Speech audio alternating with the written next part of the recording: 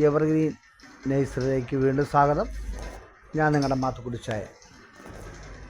ഇന്ന് നമ്മുടെ ലാൻഡ്സ്കേപ്പിങ്ങിൽ സാധാരണയായി നമ്മൾ പുല്ല് വെച്ച് കൊടുക്കുന്ന പരിപാടിയുണ്ട്. പുല്ലെന്ന് നമ്മൾ വലിയ മുറ്റങ്ങളും ചെറിയ മുറ്റങ്ങളും ഒക്കെ നമ്മൾ ധാരാളമായിട്ട് പുല്ല് വെക്കാറുണ്ട്. അപ്പോൾ ഇപ്പോൾ പുതിയൊരു ട്രെൻഡാണ് പുല്ല് വെക്കുന്നതിന് പകരം ആർട്ടിഫിഷ്യൽ ഗ്രാസ്, അതായത് ആർട്ടിഫിഷ്യൽ പുല്ല് വെക്കുന്ന ഒരു ട്രെൻഡാണ്. ഇതിപ്പോൾ നമുക്ക് കണ്ടാൽ നമ്മുടെ കടകളിൽ വലിയ ഓർഡറുകൾ വരുന്നുണ്ട് ആർട്ടിഫിഷ്യൽ പുല്ല് വെക്കാൻ. അത് 2-3 വെറൈറ്റികളുണ്ട്.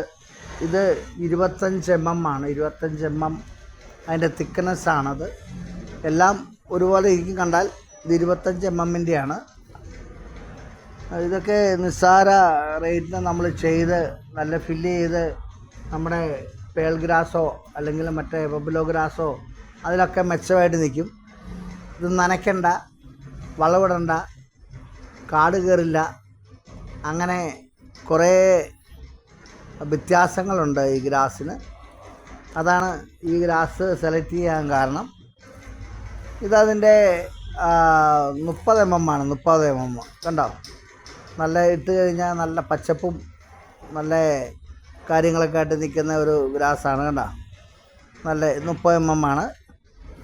ഇതതിൻ്റെ 35 mm ആണിത്. 35 mm കണ്ടോ. ഇത് കുറച്ചുകൂടെ പച്ചപ്പ് കൂടും. ആ പുല്ലിൻ്റെ ഇത് കണ്ടില്ല, അതിൻ്റെ വളർച്ച ഉണ്ട്. ഇതിനിടയ്ക്കൊന്നും ഒരൊറ്റ കാട് പോലും ഇല്ല. കണ്ടോ, അത്ര മനോഹരമായ ഒരു ഗ്രാസാണിത്.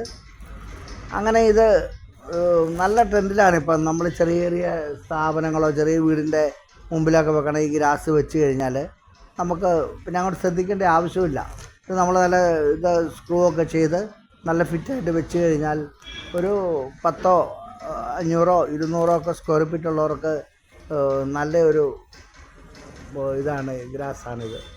അപ്പം ഇത് നമ്മൾ ചെയ്ത് കൊടുക്കുന്നുണ്ട് ലാൻഡ്സ്കേപ്പിൻ്റെ കൂടെ.